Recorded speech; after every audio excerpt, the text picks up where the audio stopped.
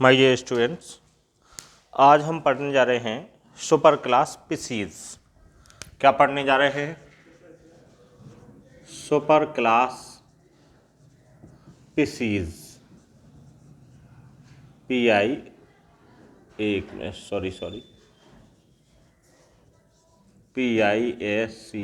Species. Species means मछलियों का जो सुपर क्लास है वो पढ़ने जा रहे हैं स्पीसीज। ठीक है, अधिवर्ग हिंदी में क्या बोलते हैं? अधिवर्ग बोलते हैं। ठीक है, इसके जो महत्वपूर्ण सही है कैसो फिर हम जहाँ से हम कल कैसे दिखाते हैं आप देख लीजिए। सही है, बढ़िया बढ़िया रहो, सही है ना। हाँ, सुपर क्लास स्पीसीज पढ़ रहे हैं।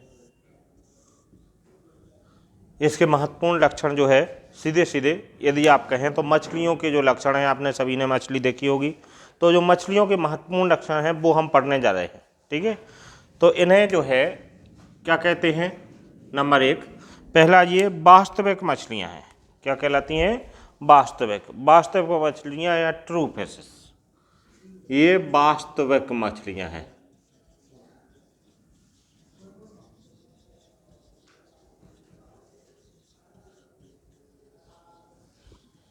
ये वास्तविक मछलियां हैं। अच्छा, इससे पहले जो साइक्लोस्टोमेटा पढ़ा था, साइक्लोस्टोमा पढ़ा था, वो कहलाती थी कैसी? झूठी मछलियां। साइक्लोस्टोमेटा क्या कहलाते थे? इससे पहले वाला जो वीडियो था वो साइक्लोस्टोमेटा वो थी झूठी मछलियां, ये है वास्तविक मछलियां। इसी को कोष्टक में लिख सकते हैं ट्रू फिशेस। और वो थी फॉल्स फिशेस। ट्रू फॉल्स पढ़े कि नहीं पढ़े? तो ट्रू फिशेस ये सच्ची मछलियां हैं, और वो थी क्या? दिखावटी मछलियां, केवल फॉल्स फिशेस थी। ठीक है ना, आगे बढ़ जाते। एक डिवोनियन युग हुआ है, अगर टाइम पीरियड में जाएं तो डिवोनियन युग है। डिवोनियन युग को मछलियों का स्वर्ण काल कहा जाता है। क्या कहा जाता है? मछलियों का स्वर्ण युग। ठीक है, डिवोनियन युग को मछलियों का स्वर्ण युग, मछलियों का स्वर्ण युग, ये ऑब्जेक्ट में आ सकता है। कौन से युग को मछलियों का स्वर्ण युग कहते हैं? तो जो डिवोनियन युग है, डिवोनियन युग को मछलियों का स्वर्ण काल कहते हैं। ठीक है, अब यदि और आगे बढ़ते हैं तो मछलियों के अध्ययन को, मछलियों के अध्ययन को, जैसे जीवों के अध्ययन को बायोलॉजी कहते हैं, ऐसे मछलियों के अध्ययन की जो शाखा होती है, जो विज्ञान की शाखा होती है, मछलियों के अध्ययन की शाखा होती है इक्थियोलॉजी। क्या आप कहते हैं? इक्थियोलॉजी।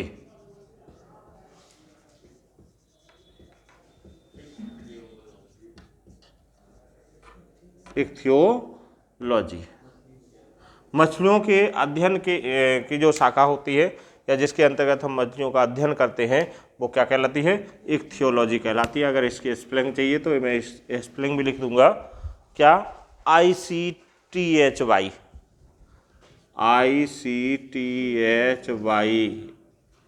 इक्थियोलॉजी।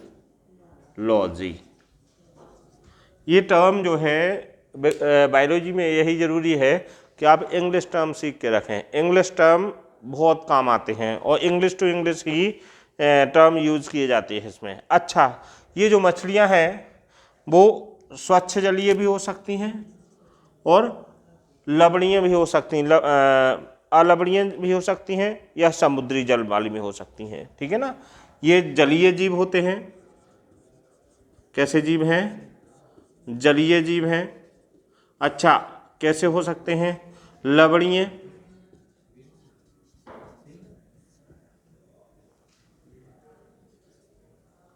अलवणीय।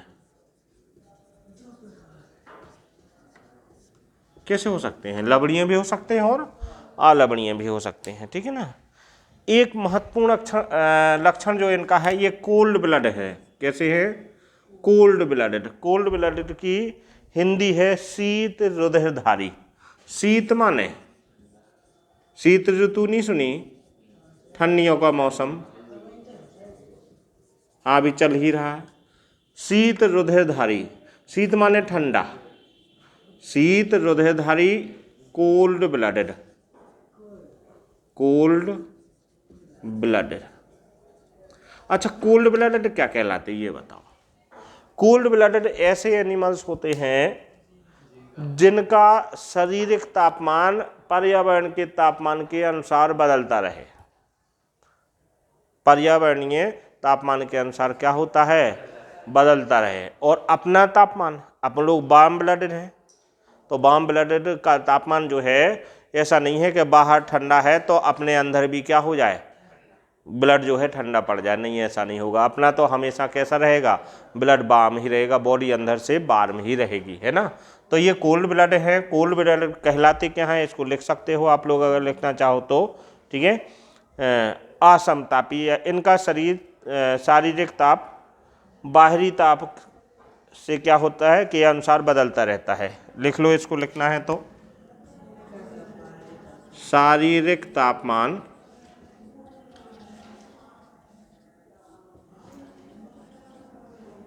बाह्य तापमान के अनुसार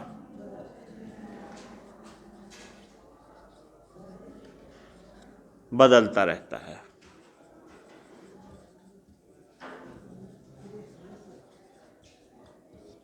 बाह्य तापमान के अनुसार बदलता रहता है। नेक्स्ट, अगला बिंदु को देखने जा रहे हैं। इनका जो बाहरी शरीर है एक्सोस्केलेटन होता है। एक्सोस्केलेटन माने बाहरी शल्क पाए जाते हैं। क्या पाए जाते हैं? बाहरी शल्क पाए जाते हैं। लिखने इसमें डर्मल शल्कों, शरीर जो है शरीर डर्मल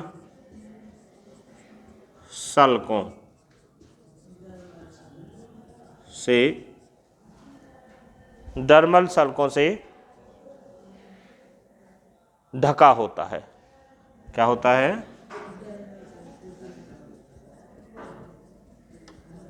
अच्छा, इसके बाद अपवाद कुछ मछलियां इसकी अपवाद हैं। मछलियां की ये प्रॉपर्टी है कि डर्मल शल्कों से ढका रहता है। डर्मल स्केल्स कहलाते हैं। ये क्या कहलाते हैं? Dermal scales. लेकिन कुछ मछलियां जो है अपवाद के तौर पे हैं, तो अपवाद में तुम लिख सकते हो। कभी कभार ये पूछ लिया करता है किन किन मछलियों के ऊपर शल्क नहीं होते हैं, तो इसमें आप लिख सकते हो बिल्ली मछली। हाँ, भूलना नहीं चाहिए, बिल्ली मछली। कैटफिश, कैटफिश जो है उसके ऊपर शल्क नहीं होते। तुमने देखा होगा, अब ये जो मछलियाँ आती हैं उनके ऊपर क्या रहते हैं? ऐसे ऐसे सिक्कों जैसे छल्ले, सिक्कों जैसे एक हाँ, ऊपर जो एक्सोस्केलेटन है बाहरी कवरिंग चढ़ी रहती, और आप उनको ऐसे खींच दो तो वो अपने आप निकल आते हैं, है ना। फिर कभी उनकी स्किन निकलती है, त्वचा के ऊपर आवरण रहता, जिसे एक्सोस्केलेटन कहते हैं। क्या कहते हैं? बाह्य आवरण। और बाह्य आवरण मतलब डर्मल शल्कों का होता है, और जिन जिन मछलियों में नहीं होता है वो अपवाद हो गई, जैसे कैटफिश, बिल्ली मछली। टॉर्पीडो, टॉर्पीडो भी अपवाद है। पहले हिंदी में लिखो, टॉर्पीडो। एक मिनट, हाँ, टॉर्पीडो।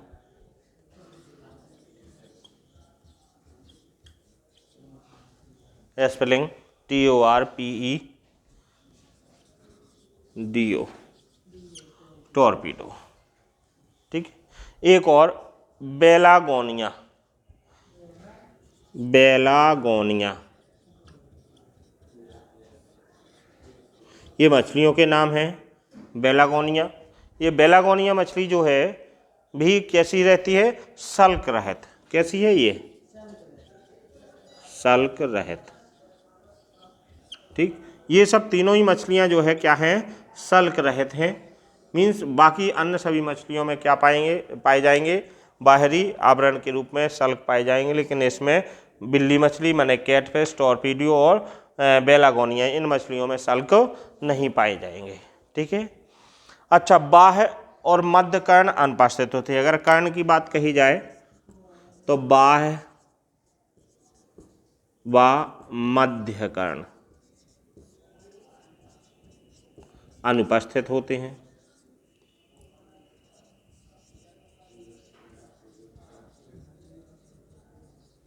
बाह्य और मध्य कर्ण अनुपस्थित होती हैं, लेकिन आंतरिक जो कर्ण होता है इंटरनल ईयर, लेकिन क्या होता है आंतरिक कर्ण, जिसे क्या कहते हैं इंटरनल ईयर उपस्थित। जो इंटरनल ईयर हैं वो शारीरिक संतुलन बनाने का काम करते हैं। और क्या करते हैं? शारीरिक संतुलन। अपने शरीर का भी संतुलन बनाने के लिए कहाँ रहते हैं अंग? कान के अंदर, कान में ही संतुलन, शारीरिक संतुलन बनाने के लिए अंग रहता है। तो यहाँ पे जो अंतःकरण है वो क्या करता है? शारीरिक संतुलन बनाए रखता है।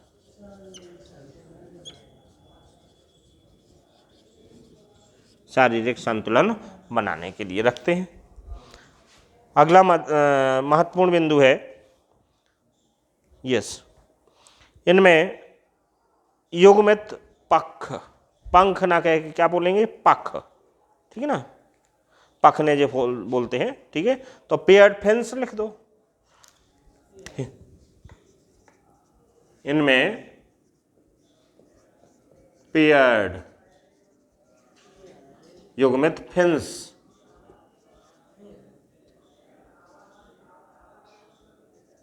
पाए जाते हैं।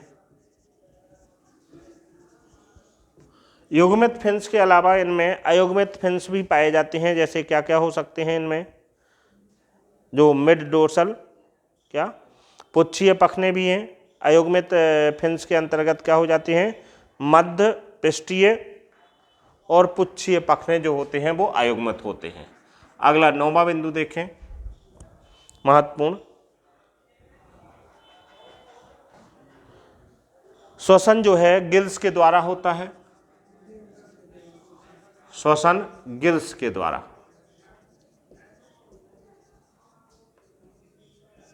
श्वसन गिल्स के द्वारा होता है। हार्ट की बात करें तो हृदय जो है 2 चैम्बर्ड है। हार्ट की बात कही जाए तो द्विकक्षीय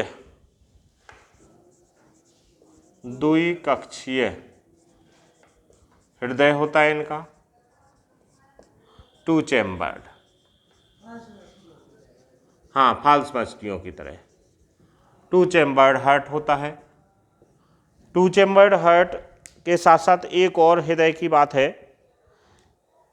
जो सिंगल सर्कुलेशन वाला हृदय होता है, जो रक्त परिसंचरण है, BVS है, BVS ब्लड वास्कुलर सिस्टम, रक्त परिसंचरण।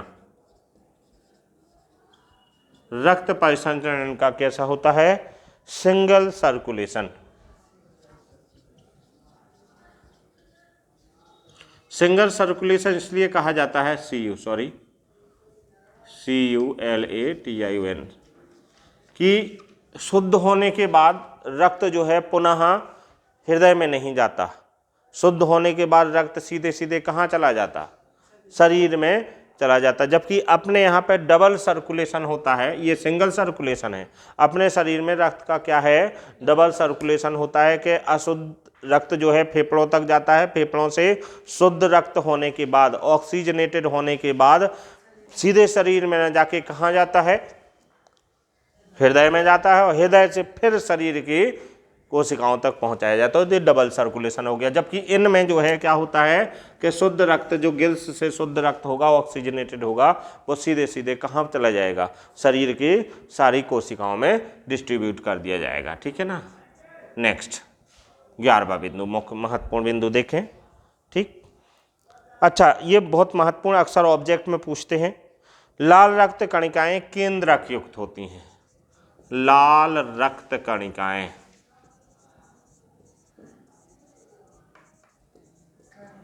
केंद्रक युक्त होती हैं। लाल रक्त कणिकाएं केंद्रक युक्त होती हैं। मीन्स कोष्टक में लिखना चाहें तो लिख सकते हैं कैसी, लाल रक्त कणिकाएं जो है कैसी हो सकती हैं, केंद्रक युक्त होती हैं। ठीक, माने उनमें केंद्रक पाया जाएगा। और अपनी जो आरबीसी होती हैं वो क्या नहीं होती हैं, केंद्रक उनमें नहीं होता है। ठीक, केंद्रक विहीन। नेक्स्ट, जो किडनी वृक्क होती है वो मीसोनेफ्रिक और मूत्राशय अनुपस्थित। जो वृक्क होती है, वृक्क मीसोनेफ्रिक, नेफ्रिक फा लिखा है ना, मीसोनेफ्रिक, मीसोनेफ्रिक होती है। ठीक है ना, किडनी जो है मीसोनेफ्रिक होती है। इसके साथ साथ मूत्राशय अनुपस्थित।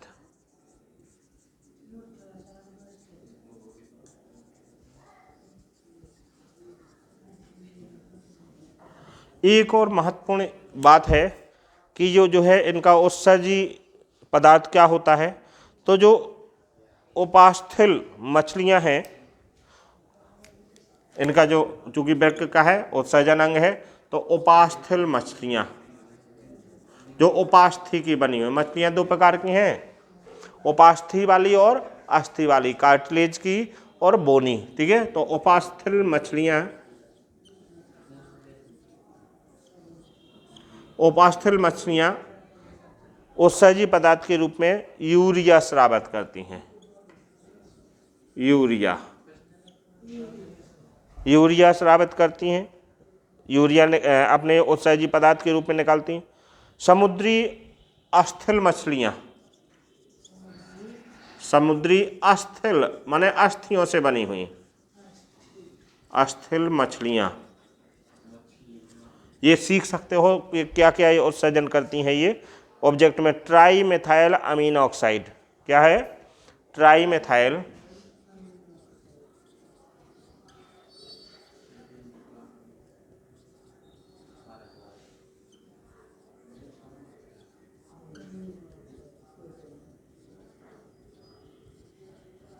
ट्राईमेथाइल अमीन ऑक्साइड निष्कासित करती हैं। इसके बाद जो अलवणीय अस्थिल मछलियां हैं, अलवणीय शुद्ध जो मीठे जल वाली हैं अस्थिल मछलियां,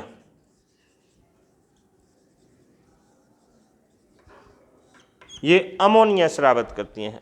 अपने उत्सर्जित पदार्थ के रूप में क्या करती हैं, अमोनिया उत्सर्जन। हाँ, अमोनिया उत्सर्जन, अमोनिया सॉरी, अमोनिया उत्सर्जन करते हैं। क्लियर है। नेक्स्ट, निषेचन, ये एक लिंगी होती हैं। लिंग के बारे में बात करें तो एक लिंगी निषेचन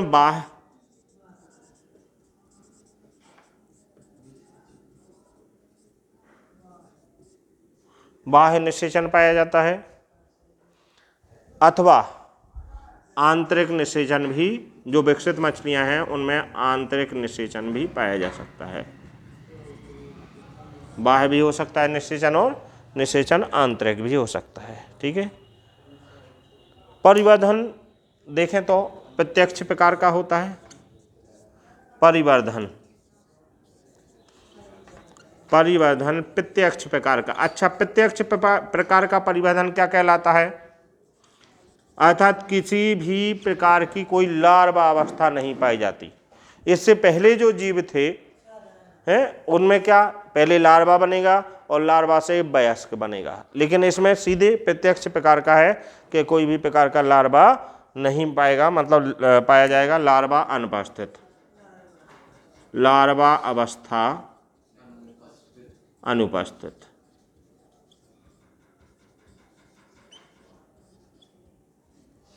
अब इसके महत्वपूर्ण जो उदाहरण हैं,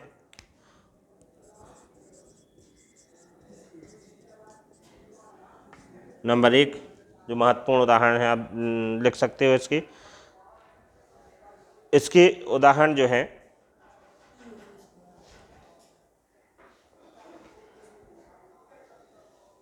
उदाहरण हम एक साथ जब इसके अलग अलग क्लास पढ़ेंगे ना तो अलग अलग उदाहरण लिखवा देंगे, बताएंगे आपको, ठीक है। तो ये जो सामान्य से लक्षण हो गए किसके, फिशीज, जो ट्रू फिशेस हैं। अब ट्रू फिशेस को यहाँ पे थोड़ा सा देख लें, फिशीज इसी वीडियो में थोड़ा सा देख लें तो क्लियर रहेगा। फिशीज को फिर ये सुपर क्लास है, ये क्या है, super class. Fishes super class है और सुपर क्लास को 3 क्लासेस में बांटा गया है। कितनी क्लासेस में बांटा गया है, 3 क्लासेस में, वर्ग 1, वर्ग 2, वर्ग 3। क्लास फर्स्ट, क्लास सेकंड और क्लास थर्ड, ठीक है। तो क्लास फर्स्ट है प्लेकोडर्मी, प्लेकोडर्माई। क्लास फर्स्ट क्या है, इसका डिवीजन ध्यान रखें, प्लेकोडर्माई, प्लेकोडर्माई नाम याद रखें, प्लेकोडर्माई। इंग्लिश में चाहिए तो ये प्लेकोडर्माई। कॉन्ड्रिक्थिस जो दूसरी क्लास है, ये ए और बी सी में अगर विभाजित करना है तो वैसे भी, नहीं तो 1 2 3 लिख सकते हो। प्लेकोडर्माई। Chondrichthyes, Chondrichthyes,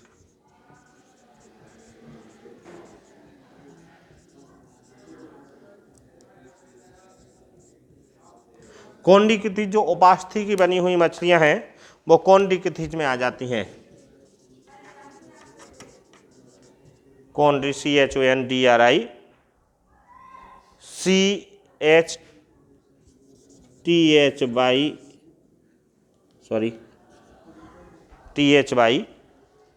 THYES, Chondrichthyes. और तीसरा जो है ऑस्ट्रिक्थिस, ऑस्ट्रिक्थिस, कॉन्ड्री ऑस्टी।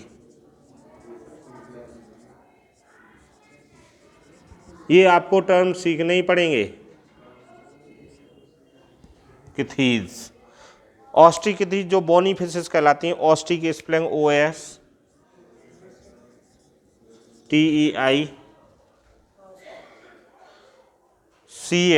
यहाँ से किथीज की स्पेलिंग इतनी लिख सकते हो, CHTHYES,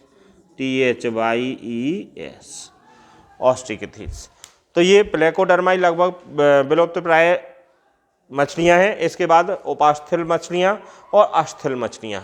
तो अगले वीडियो में हम डिस्कस करेंगे प्लेकोडर्माई, कॉन्ड्रिक्थिस और ऑस्ट्रिक्थिस। ये जो सुपर क्लास स्पीशीज है, स्पीशीज की 3 वर्गों में बांटा गया है। सुपर क्लास को 3 क्लासेस में बांटा गया है। नंबर 1 प्लेकोडर्माई, नंबर 2 कॉन्ड्रिक्थिस और नंबर 3 ऑस्ट्रिक्थिस, ठीक है। Okay, thank you.